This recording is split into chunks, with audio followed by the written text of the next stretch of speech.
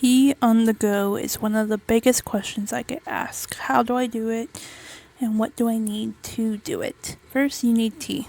I always have tea with me. This is Vietnamese tea, black tea, delicious tea. And then you need something to brew your tea with. This is a travel size tea set. Yeah, I love this thing. It comes with its own little bag, and I've traveled everywhere with it. It comes with 2 cups and a hohen. And yeah, I put this in a suitcase, carry on everything. Then you need water. This is a hydro flask. It's one of the only things I have found that keeps water actually hot and keeps it actually cold at the same time. Like I'm not the same time as in like put hot and cold water, that would just be warm water. I mean, same product for the same thing. So most of the time when I'm using this, I'm traveling, so I'm not going to have access to boiling water sometimes, which in that case, ask a coffee shop or something like that. They probably most of the time will have boiling water for you, or you can even do lukewarm water, but most of the time you can get boiling water at some place. Even hotels could give you some. So in my travel little kit, I have 2 cups. I'm gonna put the little case away. It comes with a towel to make sure it's safe. Lid, and the other cup. When I'm traveling and using this by myself, I use one as a pitcher and one as a cup I'm drinking out of.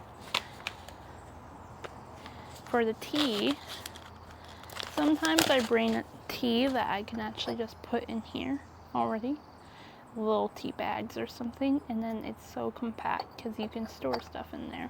I'm actually gonna take this out.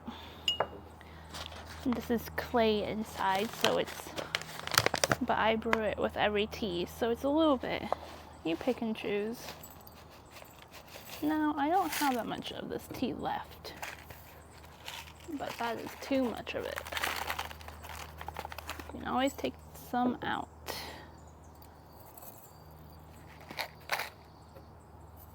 That's how much I'm brewing right now. Not too bad, and I have one more small brew in there.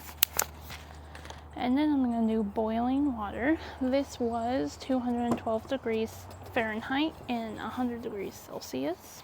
When I put it in here, it's about this, probably going to be just as the same, because this is a really good thing. I've tested this, and for hot water, it's a little bit less than cold water. For my ice water, sometimes I accidentally leave ice in here for tea or water, and it lasts for over 24 hours. Hot is a little bit different. It's still warm after like 18 hours, but it's not boiling like it will be now. And just pour it in there. Now, of course, traveling tea, I try to bring tea that's versatile water temperature. So a black tea would be great, a oolong would be great, a white tea. Just because you may not get boiling, or you may not be able to get warm water, you can always cool the water down. But yeah, this is gonna sit here and boil for a little bit.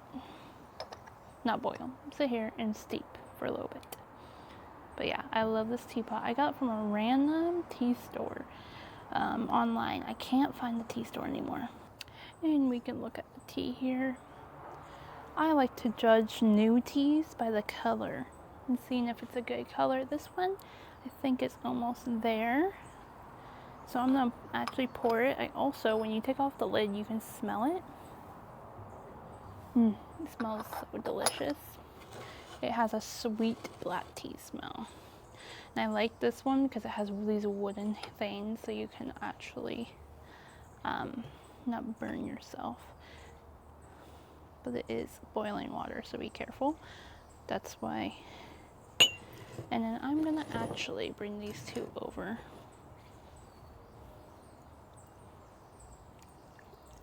And share equally. What I'm doing here is because the top of the tea that you're pouring in first, that's going to be the weakest part. of the tea. So if you poured all of that into 1 cup, that person's going to have a really weak cup of tea.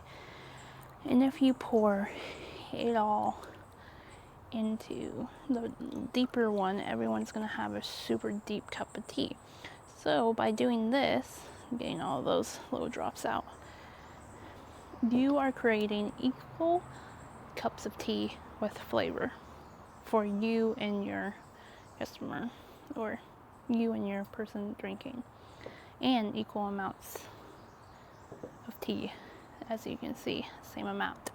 This is for you, and this is for me.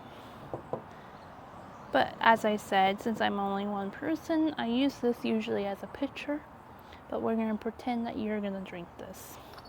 And let's look at the leaves. These are not open up yet, so we're gonna probably brew it again. Again, boiling water. If you want to be able to drink it right away, cool it down first.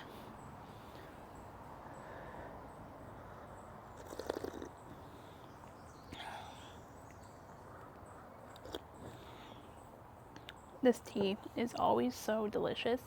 It has a floral taste, but it does have berry.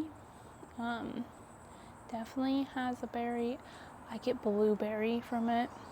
The packaging says strawberry, and also the packaging says dark chocolate, which I sometimes, ways to brew it, I get dark chocolate in this tea.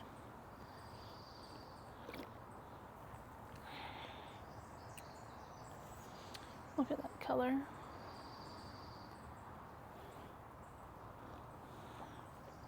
Let's steep it one more time, just so we can show, but I will drink it.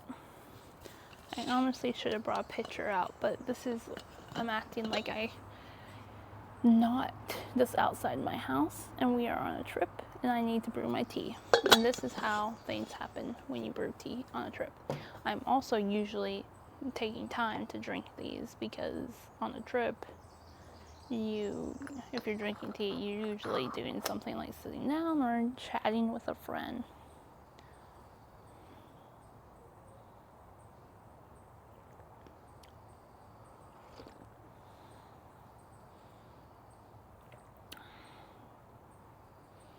Very delicious tea.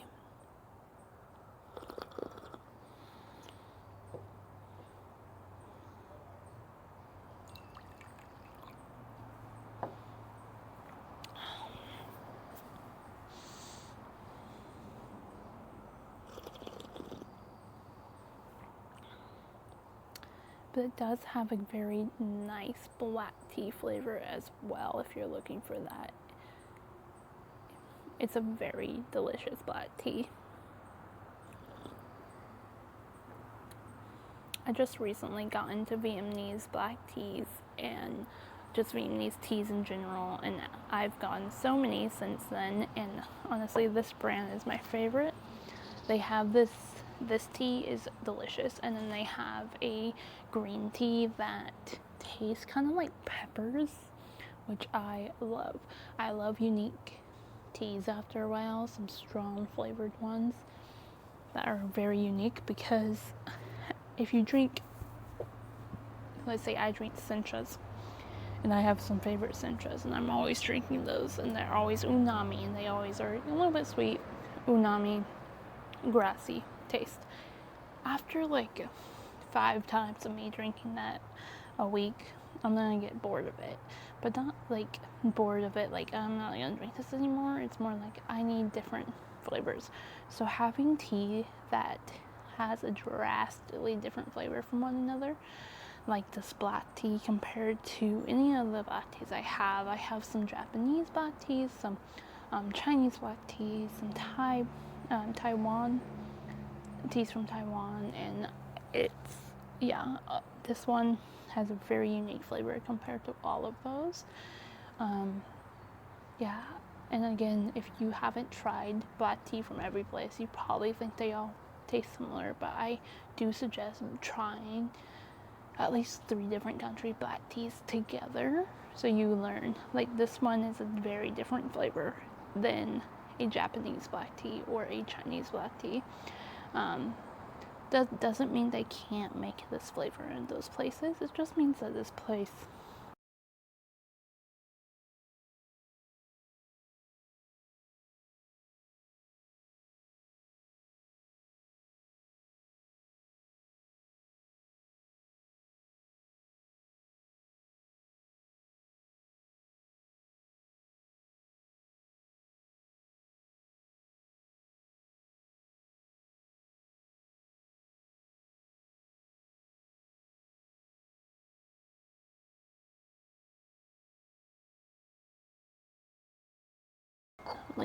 compact.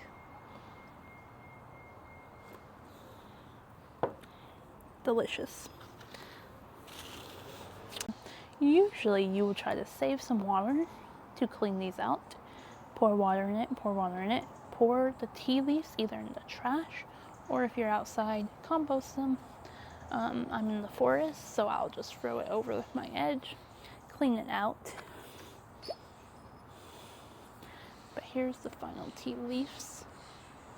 As you see, also, if you wanted to see this strainer in there, pretty good. Smaller cinchas cannot brew very well in here, but I still do it because again, this is my travel teapot, so things happen to this teapot, and I try to not travel with cincha that much, mainly because you have to put it in the fridge, and it's a little bit harder.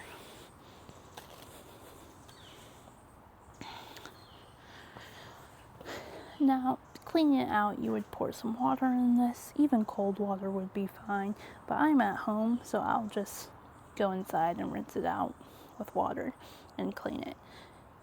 With clay teapots, you don't use soap ever unless you think it needs soap, just so it can have that flavor. This is my travel teapot, so I don't want soap because it's going to taste like soap, but I probably will rinse it out with some hot water. And then my cups, again, rinse it out with hot water.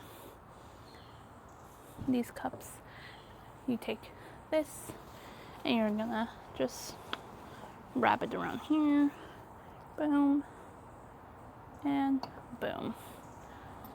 Take your pot,